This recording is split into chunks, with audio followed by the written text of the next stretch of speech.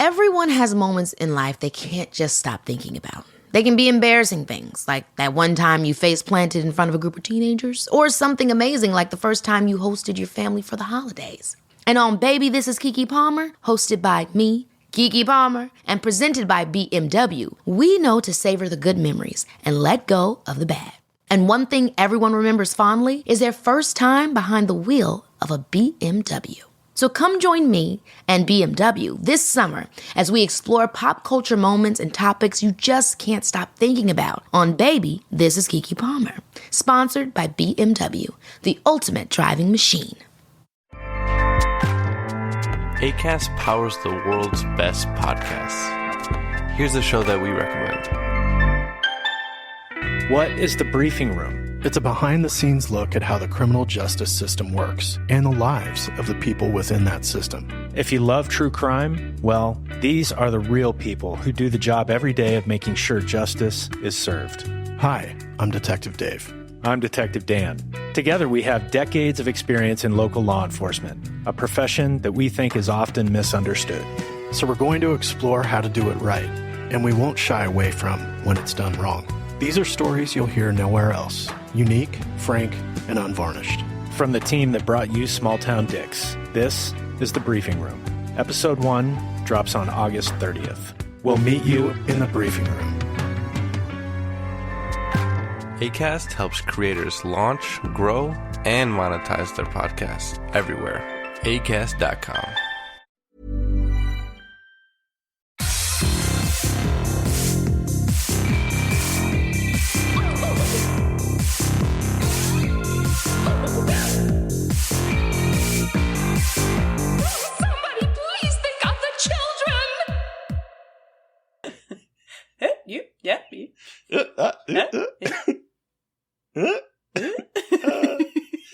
It just sums up this fucking week. Yeah. It's only Wednesday. At least tomorrow's Thursday, and then it's Friday. Yeah. Oh, thank God for the weekend. I know. I'm honestly just counting down till next weekend when I have a 3-day weekend and I get to play Horizon. Oh, yeah. That's I wasn't exciting. going to get it because I was going to wait because the next week is Elden Ring. But I have a 3 fucking day weekend and I'm like, I want to play games. Yeah. Oh my God. I know. I'm And done with then movies. I'm getting tattooed at the end of the month. My revenge Oh, are you tattoo really? was at the end of the month. What are you getting? So the artist that I'm going to is an artist I actually have wanted to go for this tattoo for years, but her books were never open. And she's in Baltimore, Okay. which is like a 40-minute drive from where I live. And she does Good this. morning, Baltimore. Exactly. Sorry. That's exactly it. Good old John Waters, love in Baltimore. Anyway, she does this style that she does a lot of with, especially horror, is where it's like a split face and then there's something in the middle. So like, let me show you a quick picture because, oh, we're recording this. That's fine. Who cares? Well, now I have to show you, or I'm gonna be frustrated. So like this. I can kind of see it. It's a little blurry, but I can kind of see it. Okay, so here, I'll send it to an Instagram. But basically what I'm getting is like the outside part is going to be Jen from the beginning of Revenge when she's like all innocent, like looking at the lollipop. And then in the middle is going to be her, like in her transformed state, like bloodied and dirty. And I'm getting it on my thigh, like a big thigh piece. Hell yeah. Hell yeah. And like, it's the 10th. It's like this is very weird timing. It's like the 10th anniversary of when I was like assaulted and broke up with my abusive boyfriend. Ooh. Weird timing, but it's like kind of cool. That It is. feels like it's like a transitional thing. Like, I don't know. Yeah. It just feels like a cool little cathartic way to just be like, so I'm super stoked. Yeah, I'm super stoked. She's so cool and I've wanted a piece from her forever. So I'm so excited. Will she be able to get it done in one attempt? Oh yeah, or she's quick as shit. She's really quick. Okay. So she'll be able to do it in a 1 4-hour session, I think. Hell yeah. But it'll be fine. The thigh's not that bad. It's not. It sounds like it'd No. be painful. Look, compared to when I was getting my elbow tattooed, Well, okay. I feel like I've seen God with that. I can do anything at this point. I've seen God. meanwhile, mine that's like right above my ankle, I was like, It's like a little infinity symbol. And I was like, get it over with, get it done with. This is hurting. It's hurting. I'm a baby. Everyone has different pain tolerances. I don't even fucking... You're so kind. It's true, though. Some people just, like, it hurts. I was actually fine with it until there's like a part that's in yellow, and she kept like, I don't know if it was like on a muscle or like right above my bone or something. Oh. And it was just like, that was like, it's right above your ankle. That really started hurting. Mm-hmm. Oh, you probably hit the bone. The bone's the worst. Like, that's why my elbow hurt, because it was just bone. And she's just like going to town on the bones around my elbow. And I'm just like, I am seeing the Lord Jesus Christ in front of me right now. And the worst is when they take like the paper towel and wipe it. It's like sandpaper. And I'm just like, what? Mm-hmm. Why I'm paying someone money to do this to me. I'm so crazy. But it looks great. The worst though is the elbow pit. This was the one that I thought I was going to pass. I've never felt like I was going to pass out from a tattoo. The inside? Yeah, like the inside my part? mole friend. When she was shading it in, I was like, I don't think I'm going to pass out. But I feel like I'm going to pass out. And we could be done. I know. I've like never felt that way from getting a tattoo before. I've never felt like close to passing out. But that I was like, uh-oh, this is miserable. So don't get your elbows tattooed. Or do. Just be warned that it is bad. Do we keep this in or we just delete it all? I think we should keep it in. I think everyone should hear about my tattoos. I think and on that note, welcome back to Little Cuts, our weekly minisode where we just sort of like shoot the shit because, guys, it has been a fucking week. I'm Terry. I'm Mary Beth. It's been a motherfucking week. We're slap happy. I think we're slap happy at this point. We just had like another recording. And just at this point, I know. I took a nap at 2 p.m. today. Like Terry and Mary Beth Unplugged. After dark. Not even 9 p.m. where I am. Anyway, I'm Mary Beth, and this week we're talking about an existential horror film. Leatherface, 2 ways. And exploding kids? Question mark?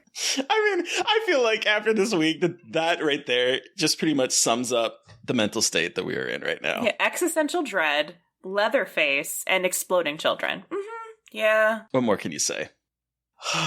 Okay, so let's start with I want to hear about this existential dread film. What? Okay. What are we talking about? So the existential horror movie that I watched actually today on Wednesday when we were recording this is A Banquet by Ruth Paxton, which is out next week from IFC Midnight. But I wanted to talk about it today because, one, I haven't been watching a lot. What I've been watching are horrific documentaries about 9/11. I don't know why. Here I am. I'm having if that is any indication of my mental state, and I've been doing it while I'm on edibles, so I don't know what's going on with me. Oh. So sorry. No, it's fucking hysterical. It's terrible. I don't know why. And I've just been on a kick of watching fucked up documentaries about 9/11 and the Foxcatcher guy, the wrestling the Olympic wrestling coach who killed somebody.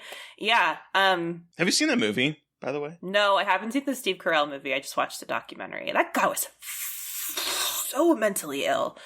But yeah, Steve really likes documentaries. And so I've been like, I want to watch them with you. And I was like, choose some fucked up ones. And he's like, are you sure? And I was like, yeah. And then he did. And I was like, no. Shit.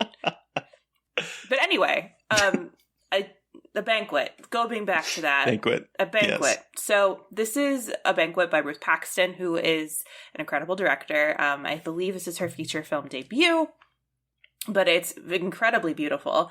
The film is about a young woman who stops eating because she claims that her body is now like a vessel for something cosmic, something that's going to bring about the end of the world, essentially. And her mother is trying to deal with this. And at the beginning of the film, you see their father dying of cancer. And so there's like the trauma of that death, and then the girl, like thinks she's his vessel, and there's a younger sister and also their grandmother. So there's this 3 generations of like a matriarchy in this movie, and there's a lot of intergenerational trauma going on. It's very much like an artsy horror movie about trauma. Like it's pretty like cut and dry in that aspect. You know what I mean? Like it's kind of following that blueprint that we've seen in a lot of movies. But what I really like about this movie is that it portrays the concepts of disordered eating in a much more nuanced way, instead of it being like, look at this skeletal person and like these kind of making a spectacle of a person who is encountering disordered eating.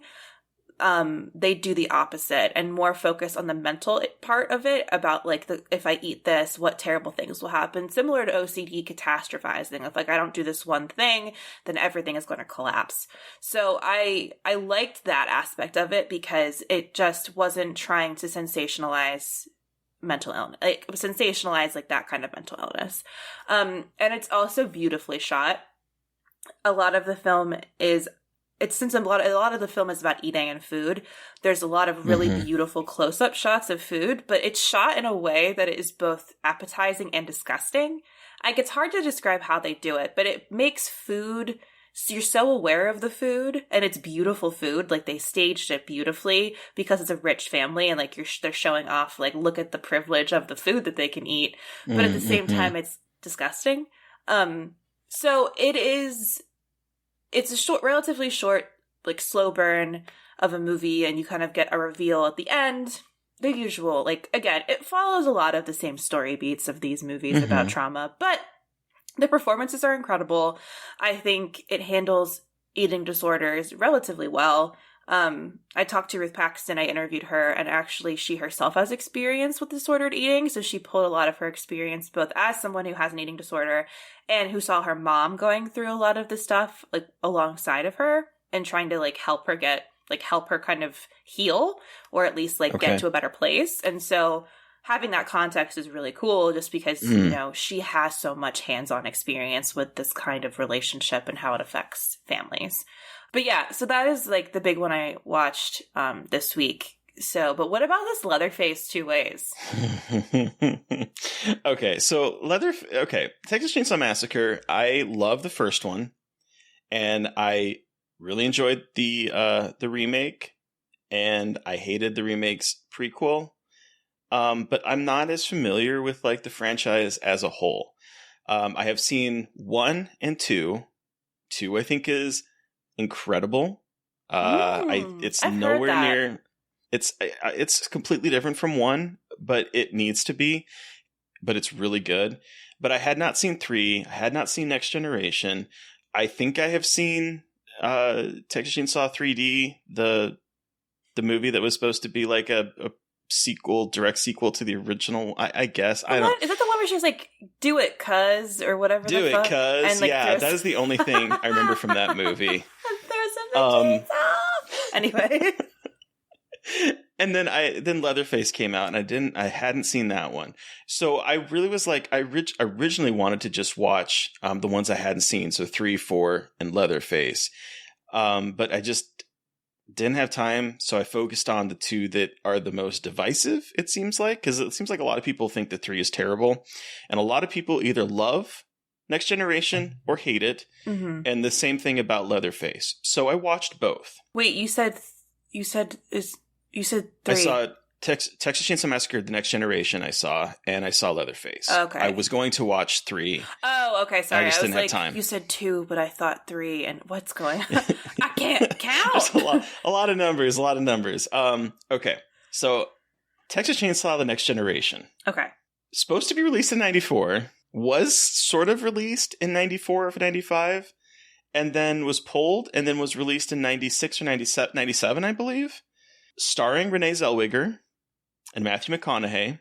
And Matthew McConaughey almost deep throats a shotgun at one point.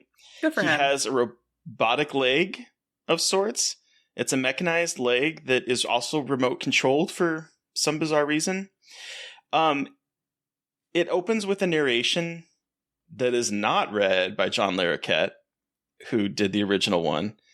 And they talk, the opening narration talks about these two minor events that happened before. So it's sort of like starting the movie off on a more campy note. And in a way, this feels like kind of a remake, but kind of not at the same time. There's a lot going on in this. I think it's also trying to be very meta. There's a lot of meta-ness, and it's interesting considering that this movie was supposed to come out around the same time as Scream, and was probably filmed before Scream. It also tackles some meta narratives in a way that I think is interesting. It's really funny. There's a lot of camp to it. The plot is really simple. A group of teenagers get into a car crash on prom night, and then wander into an old farmhouse that is the home to Leatherface and his family of cannibalistic people. And why are we all wandering into these fucking anyway? But like it hits a lot of the same plot points. So there's the one more I guess we could say passing member of the family that is, in this case, Darla, who is running a rental, like she rents things. She's like a property manager, I think, or something, or retail, or I don't know. I think she's, what are they called? Why can't I think of the name? People that sell houses. A real estate agent? Yes.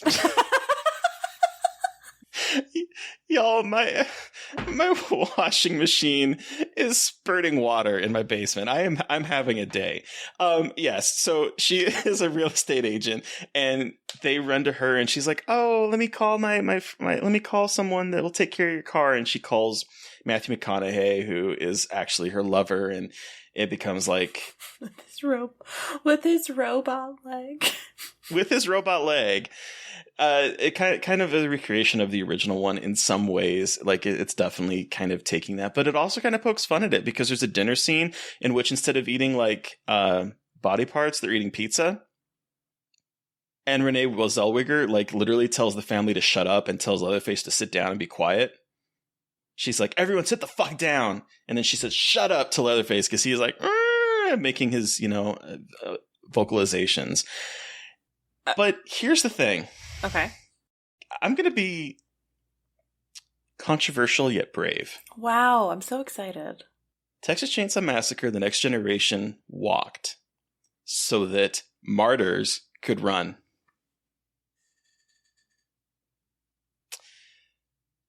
Mary Beth is looking so confused at me right now. I mean, I respect this. I respect this assessment. But what? Because, okay. There is a subplot. The whole reason this is all happening, it is revealed. Some man in a limo drives up, and I'm sorry if I'm ruining a movie from however many 30 years ago. A man in a limo drives up, and he apologizes to the woman because a secret society has hired Leatherface and his family to torment and kill people to bring them to a spiritual experience, to a transcendence, and it fails. And so he's apologizing to her that this experiment in finding transcendence through pain and violence and torture and death is a failed experiment, and he lets her go and drops her off at a hospital.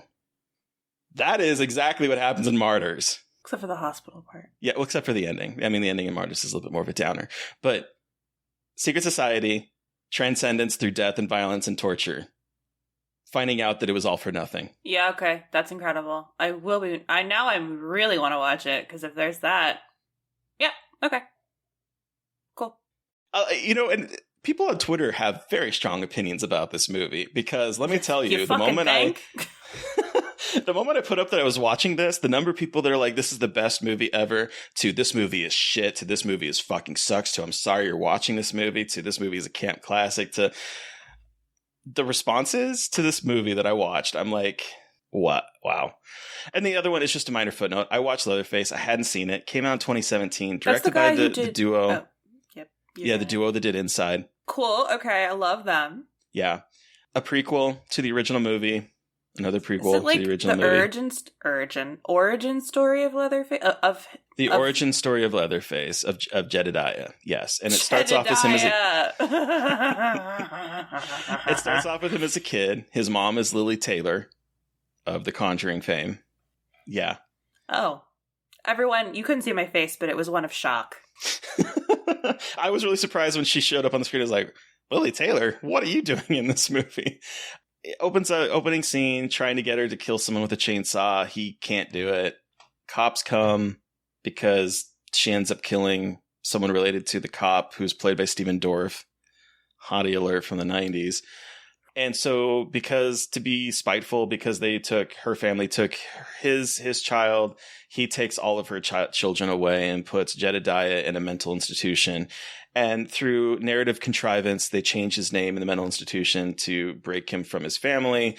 So he is one of 3 people that end up escaping from the mental institution and go and kidnap a nurse and go on like a rampage to get to Mexico. This movie is also divisive. A lot of people really hate it. Some people really like it. I think it's better than it has any right to be. I don't think... So there's like a mystery, because like the whole poll is that which one of them, because no one knows, the audience doesn't know which one of these 3 people is Leatherface. And I mean, one of the guys is this big hulking guy, and so of course people are going to immediately think of him as being Leatherface. And of course, the reveal of who it is very unsurprising by the turn of the end of the movie. It's gory. It, like a lot of Texas Chainsaw Massacre movies, it says ACAB. There's like a lot of really kind of fun moments in it. It's not egregious. It looks beautiful. It's shot beautifully. Produced by Tobe Hooper, the last thing I think that he's attached to before he passed away. Not terrible. Enjoyed it. I think it's better than a lot of people said. Didn't they call it Leatherface so they didn't have the rights to Texas Chainsaw Massacre or whatever, so they just called it Leatherface? Possibly. There was I'm not sure. Something weird about it. Like they couldn't get the rights to the actual title of the movie. I mean, that wouldn't surprise me. I'm curious about it because I love them. Like they are hit or miss with some of their movies, but like they know how to do. I mean, gore. They do, and this one is beautifully shot. Like it is a beautiful looking movie. Cool. They really use sunlight really effectively in this movie. Oh, sweet. Which is weird to see in a horror film. Awesome. I really liked it. I don't have a whole lot to say about it because Next Generation was the one that like just like blew my mind at how wild it was, but not as bad as people seem to think it was. Cool. Yeah. Leading up to Texas Chainsaw release next week, which we will most likely talk about on the next Little Cuts. I will be talking about it. I'm hoping to be talking about it. So, leave it at that for now. But from that to Exploding Kids? Exploding Kids. Yes, Terry. What movie did we watch for our folk horror segment? We watched a wild movie from 1983 called Eyes of Fire, which is about a preacher who is accused of adultery. And so he and his followers are chased out of town. And they become stranded in an isolated forest, which is haunted. It says it's haunted by the spirits of long-dead Native Americans. I'm not 100% sure on that last point, but they are kind of forced into this forest because it's like a sanctuary from the Shawnee who are circling the area and won't enter this place. And they enter it and find exploding kids. Bad. They find bad. It's got a very similar premise to The Witch, which is why Terry picked this one. Someone tweeted that this was kind of like, if you like The Witch, you'll like this. And it definitely, again, like as even in the plot synopsis, like very much hits similar beats to The Witch of getting run out of town, ending up somewhere, and it just kind of exploding as time goes on. But this one is much weirder than The Witch. Boy, is it really weird. But I loved it. Did you? Okay, I was curious. I mean, I thought I got that from a little bit from your text messages, but I was curious. I loved it because it's so fucking weird. And, like, I think this is a movie pretty ahead of its time in terms of how it's tackling witchcraft and, like, this kind of abstractness, abstraction around witchcraft and making it something a little bit different than what we usually see and tapping into like folk horror and witchcraft. And I really love like what the fuck is her name, the main witch girl who has like Leah has like big curly red hair, and they say she's a witch. It's pretty obvious, like they don't even try to be like, oh, she might not be a witch. Like this woman is full on like some kind of witch. She speaks in tongues, like everyone's like she's a fairy. Like she burns the noose and saves the reverend in the very opening scene. Yeah, like she's incredible. And like I love that. They're just like, oh no, she's a fucking witch. And I'm like, yeah, bitch. Like, good for you. And she's like unabashedly you go. Yeah, exactly. Unabashedly a witch. And she's the whole reason they live as long as they do, because she runs around eating dirt and is just like, I know how to save everybody. And I loved her character. I thought she was incredible. I was like, this is a bad bitch, and I love her.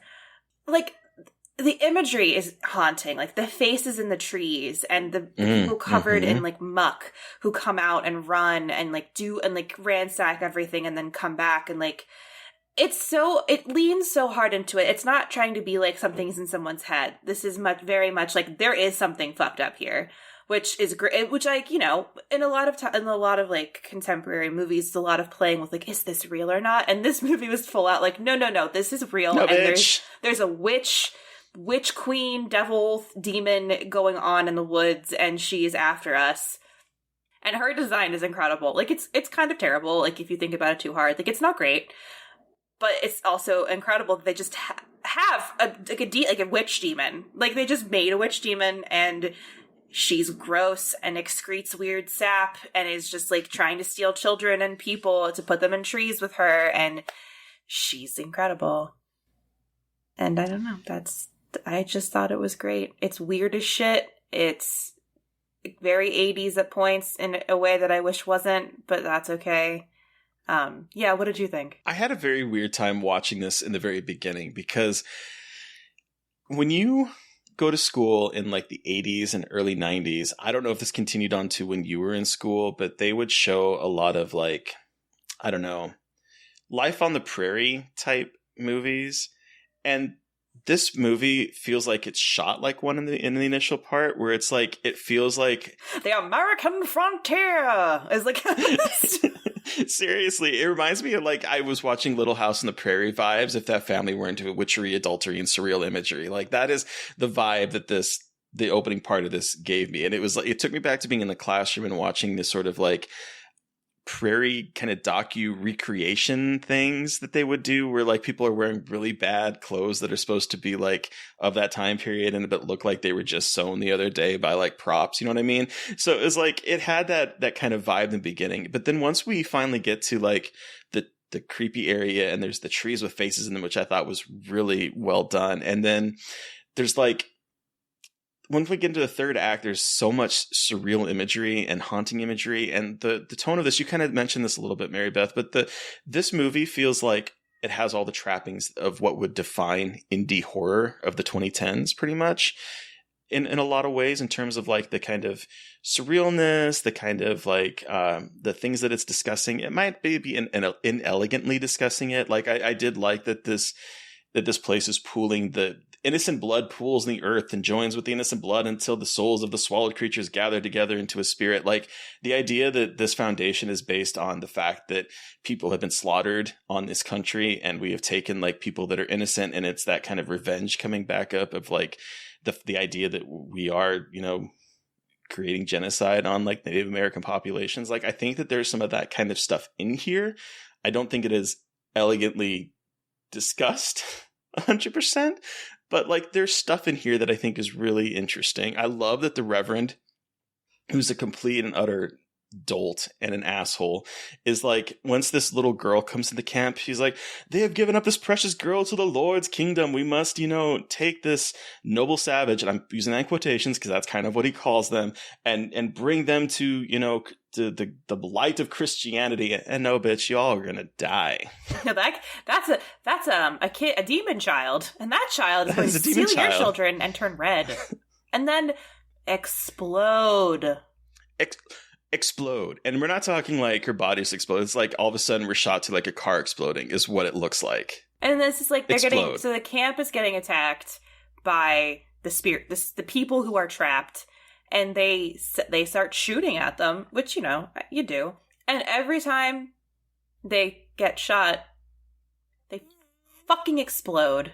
As if it's dynamite. It's incredible. It's like, what in the hell? But it's, I kind of love that, though, because, you know, it's not just like, oh, they fade away. It's like, oh no, the thing that you are doing is horrendous. Like, it's like, look, I know it's silly. Like, it is very silly, but I like that they went that direction, because it has a huge impact. So it's not just like they're killing something random, but, like, there is a really tangible consequence to when you kill one of these things. Like, it's not, which I think, again, inelegantly goes along with what they're trying to say about genocide and the way that innocent people are killed, because I know they're stealing people, but there is these people were initially innocent. It's an interesting choice. Again, silly, but effective in a way that I enjoy. Because why the fuck not? Why wouldn't they explode? Why wouldn't they? Like, Well, he shoots the cannon, and then it just collapses, and then it's this huge explosion, and I'm just like, all right. It's jarring the first time it happens. Like, what the fuck did I just see? Are we in a different movie now? Are we going to war? Like, but it's also like kind of going along with that. I mean, our protagonists aren't necessarily the best of people. He is stealing the wives, and he is being an adulterer. But then when he gets freed, he literally locks up the town and steals from them. It's like he's like saying like, oh, I hate that we're doing this, but we gotta. And so they literally ransack the town and take off with all their stuff. So like the fact that these characters aren't exactly the holiest of holy with God's teaching, and I'm using again that in quotes, coming into this place and where like the innocent blood have really been persecuted and destroyed, I think is an interesting thing for a movie that was made in 1983. Well, and also the woman is making out with a preacher, like on their raft that they're floating down the river in. Like they're just openly macking. And then her husband comes and joins them. Yeah, and she's like, "You're not my husband." And I was like, all right, I mean, good for you. You do you, boo. Yeah, you do you, boo. But yeah, it's so strange. But again, like, it's 100% a predecessor to, like, the kind of indie horror, weird, witchy movies that we got a lot of in the 2010s. Mm-hmm. So I think it's bizarre. It's great. And I think it's definitely worth more attention and more checking out for the influences it's definitely had on what is popular today. Because I guarantee you that movie did not show well when it first came out. People were probably like, what the fuck? So it's on Shudder to watch. Mm-hmm. It's not even an hour and a half long. So give it a shot. It's a fucking trip, but it's good. Absolutely. So Terry, what movie are we talking about next week? Okay, so we're gonna get a little weird, and I've apparently seen this movie before, and I kind of forgot that I had saw it until Mary Beth found my review on Letterboxd. But we are going over to Italy to watch Dark Waters. Very excited. Yeah, I think it's a little Lovecraftian from what I'm hearing, or cosmic horror-ish, or weird, folky. But yeah, it's also playing on Shudder. It's also, if you got the that huge box set of full core, it's one of the movies in there. So regardless, if you are a member of Shudder or whatever, you should be able to watch it along with us. Hell yeah. But who are we talking to on Monday, Mary Beth? So on Monday, we are chatting with director Jonathan Cuartas, whose debut feature film, My Heart Can't Beat Unless You Tell It To, is Rotten Tomatoes' highest rated horror movie of 2021, and on my personal list of best horror movies of 2021. And you can watch it on Shudder before our episode on Monday. And he brought with him not a movie, but the miniseries Storm of the Century. So very exciting chat. Lots of fun talks about a 4-hour-long movie. Slash miniseries. Stephen King, 1999 miniseries. What more do you need to know? Yeah, I feel like that tells you everything. It really does. Unfortunately, it's not readily available. I think there might be a DVD you can still order, like maybe used from places, but it is streaming on YouTube. So if you do want to watch along with us, you got 4 hours, you got a miniseries. But you know what I did realize though, Mary Beth? What? With this recording, we have talked to 3 of the 5 of the highest rated movies of last year, the directors of Hair Toss. Because we talked to Jonathan, we talked to Natasha Kermani for Lucky, and also Slacks. Oh, awesome. Yeah. Wow. Those are in the top 5 movies. Elza Kephart of Slacks. Those are 3 of the 5 highest rated on Rotten Tomatoes movies of 2021. And we've talked to them. Look at us. That's pretty cool. That's pretty cool. All right, listeners, well, you've heard from us, but we want to hear from you. Did you watch one of the movies that we watched this week and have thoughts? Do you have suggestions for a folk horror movie for us to talk about? Send us an email at scarredforlifepodcast@gmail.com, or you can reach out to us directly on Twitter. I am at MB McAndrews. And I'm McGeely Dreadful. And of course, don't forget to follow the podcast on Twitter at Scarred Podcast. And if you want to get a found footage recommendation from Mary Beth, please give us a review. And even if you don't, please give us a rating and review and make sure you are subscribed. We will call you out on the show and Mary Beth will give you a recommendation. I don't know what could be better. Exactly. Guys, come on. I got a weird encyclopedic knowledge of this shit. Get some shit from me. But thank you to Eric Power for our artwork. Thank you to Sean Keller for our music. Thank you, everyone, for listening. Please stay safe out there, but most importantly, stay creepy. And until next time. Somebody please think of the children!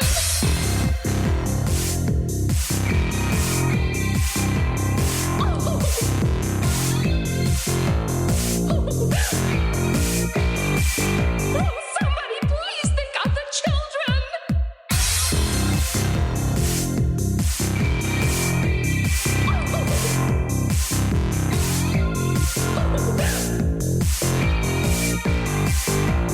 Somebody please think of the children!